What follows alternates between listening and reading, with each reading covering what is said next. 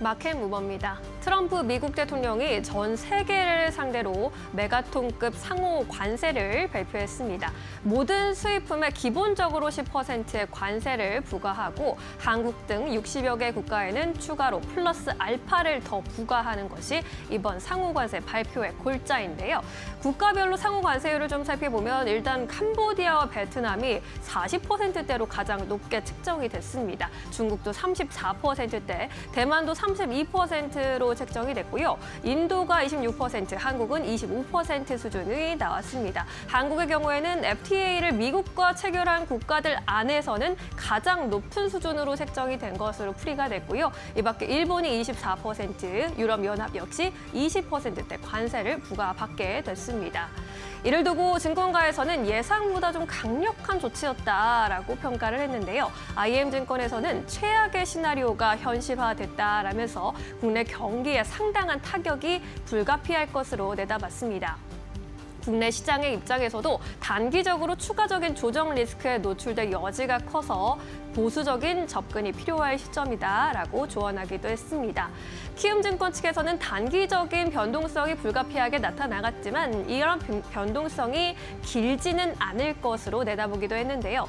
단기적으로 주가 급락은 나타나겠지만 상호 관세발 주가 충격의 장기화, 추가적인 약세장의 진입의 확률은 낮을 것으로 바라봤기 때문입니다. 하나증권에서도 비슷한 의견을 내놨습니다. 자동차와 반도체가 이미 관세 부과를 우려를 반영해서 하락해 있는 상황이기 때문에 발표된 상호관세가 적용 대상이 아니라는 점을 감안했을 때 하락 시에 자동차와 반도체 쪽은 매수 기회로 볼 필요가 있다라고 전했습니다. 한편 국가별로 이제는 대응의 영역의 성격이 더 강해졌다라고 보는 의견도 힘을 받아가고 있습니다. 주요국들이 조금 다르게 반응을 해나갈 것으로 보이는데요. 일단 일본의 경우에는 자동차 산업이 중요한 만큼 자동차 산업의 타격을 최소화하기 위해서 주력할 것으로 보입니다. 생산 거점을 미국으로 이전하거나 미국 내 재고 확대의 속도를 낼 것으로 전망이 되고 있고요.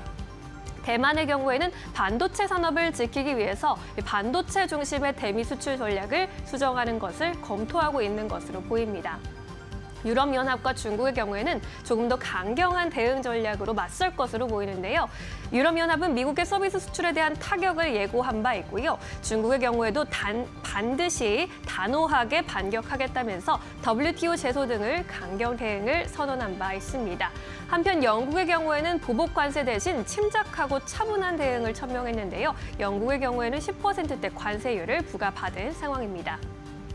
우리나라의 대응 전략도 이제 굉장히 중요해지는데요. 일단 정부 차원에서 협상과 외교 채널의 강화가 있을 것으로 보입니다. 유해 협상 등에 나설 것으로 전망이 되고 있는 상황이고요. 공급망 재편과 현지 생산의 확대를 검토해야 하는 업종들이 특별히 있습니다. 수출이 주력이 되는 반도체와 자동차, 배터리 등이 그 주요 업종이 될 것으로 보이고요. 또한 산업별 타격 완화 대책이 필요해 보입니다. 특히나 수입에 좀 영향이 있을 것으로 보이는 철강과 전기차, 화학 업종에 대해서는 세제 지원이나 금융 지원이 필요하다는 지적이 나옵니다. 이 밖에도 수출의 타격을 받을 것을 미리 예측해서 내수 부양에 대한 강력한 정책이 요구되고 있고요. 신흥국 수출에 대한 다변화에 나서면서 미국에 대한 의존도를 줄이고 아세안, 인도 등의 국가로 수출처를 넓혀가지 않을까라는 그런 의견들 나타나고 있는 상황입니다. 한국 입장에서는 지금으로서는 절실하게 정치적 불확실성을 하루빨리 해소하고 협상 능력을 보여줄 시점인 것 같습니다. 지금까지 마켓무버 전해드렸습니다. 네, 이어서 오늘 시장에서 핫한 이슈와 종목들 함께 이야기 나눠보도록 하겠습니다. 오늘도 함께 해보도록 할게요. 지식인포의 박근호 이사 모셨습니다. 안녕하십니까? 안녕하십니까? 네, 오늘도 이사님과 시장 이야기 해보도록 하겠습니다. 오늘도 시장은 안 좋습니다. 코스피는 사실 뭐 장 초반 비교하면은 그래도 낙폭을 줄여내긴 했는데 문제는 내일은 괜찮을까라는 거고 관세 이슈가 지금 지수뿐만이 아니라 사실 한국 경제에 크게 영향을 미칠 것으로 보이기 때문에 오늘 지수 내려가는 게 문제가 아니라 앞으로 좀 업종별로 이야기를 잘 나눠봐야 될 것 같은데요. 그렇다면 오늘 시장 어떠한 이야기로 또 어떠한 주제로 이야기 나눠보면 좋을까요? 지금 바로 주제 만나보도록 하겠습니다.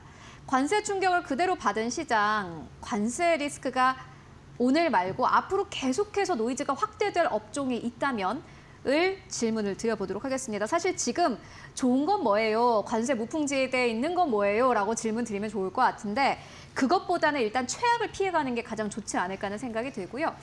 어떤 거 보고 계십니까? 네. 일단 업종 말씀드리기 전에 좀 약간 이 관세에 대해서 좀 말씀을 드리면 미국 이제 재무부 장관 스콧 베센트가 이제 엑스에다 이런 글을 썼더라고요. 좀 약간 의역을 해서 뉘앙스를 말씀을 드리면 보복 관세 생각하지 말고 그냥 가만히 있으라고 썼더라고요. 이제 더 이상 안 올릴 테니까 이 부분들이 이제 지금 유럽 쪽은 미국과 이제 그 보복 관세로 전쟁을 준비하고 있는 상황에서 어떠한 지금 그 관세 전쟁이 일어날지는 좀 미지수긴 하고. 사실 트럼프 대통령은 뭐 무역 수지 개선을 위해서 이제 이런 관세를 많이 매긴다라고 얘기를 하지만 미국은 실질적으로는 무역 수지나 적자를 원하는 나라죠. 근데 지금 재정 수지가 워낙에 지금 안 좋아서 재정 수지를 메꾸려고 이제 이 관세를 하는 건데 혹시라도 그 모르시는 분들을 위해서 말씀을 드리면 관세는 거의 전 세계 무역의 90%는 수입하는 쪽이 관세를 냅니다. 수출하는 쪽이 내는 게 아니라. 근데 가격이 올라가고 이제 이게 소비자한테 전가가 되면은 이제 어떤 판매량이 떨어지기 때문에 뭐 시장에서 좀 우려를 나타내고 있는 거고 실질적으로 오늘 이제 저는 오늘 시장만 봤을 때는 아예 그냥 떨어지는 게 낫다라고 보고 있거든요. 그 이유는 무엇이냐 하면은 오늘 뭐 떨어지고 있긴 합니다만 시초가에서 많이 끌어올렸죠. 나스닥 선물이나 지금 미국의 이제 주요 종목군들의 애프터마켓에서의 어떤 흐름을 보면 오늘 미국 시장이 좋을 수는 없거든요. 상당히 좀 안 좋다라는 것을 각오를 하고 봐야 되는데 차라리 우리나라 시장 오늘 떨어지고 일단은 그 미국 시장이 내일 새벽에 끝나는 미국 시장이 떨어지면 오늘 미래 선반영하는 게 낫다라고 보고 있는데 그 부분 좀 약간 지켜봐야 될 것 같고. 그러니까요. 네. 일단 관세 노이즈에 더 지금보다 더 커질 업종. 일단은 저는 미국에서 떨어지는 기업들의 흐름을 봤을 때 애플 쪽이 가장 많이 좀 떨어졌거든요. 이제 왜 애플이 떨어지냐 하면은 현재 이제 중국에서 이제 아이폰은 거의 90%를 만들기 때문에 일단은 트럼프 1기 때는 중국 쪽 관세에서 애플을 면제를 시켜줬죠. 근데 2기 때는 그냥 관세를 부과를 하는 걸로 이제 결정이 난 것 같고 베트남 쪽이 좀 약간 의외긴 한데 지금 삼성전자 핸드폰을 가장 많이 만들고 있는 나라가 그죠, 베트남이잖아요. 베트남이거든요. 근데 베트남 쪽의 관세가 지금 상당히 높게 46% 정도로 나왔기 때문에 이 스마트폰과 관련된 그럼 애플도 관세가 높아지고 갤럭시, 삼성도 관세가 높아지면 사실 그런 거 아니냐, 공평한 거 아니야라고 얘기를 할 수 있긴 합니다만은 지금의 스마트폰은 사실 어떤 새로운 제품이 나와도 그렇게 교체 수요가 크지는 않거든요. 근데 이것과 관련된 이제 스마트폰 교체 수요가 좀 적어진다라고 하면은 이쪽 관련된 섹터들이 상당히 좀 힘들어질 것 같은데 LG 이노텍이랑 삼성전기 한번 좀 잠깐 말씀을 드리면 LG 이노텍은 분기마다 좀 약간 달라지긴 하는데 적을 때가 애플 관련 매출이 적을 때가 50, 그다음에 많을 때는 86%까지 애플 쪽 매출이 나오는 기업이거든요.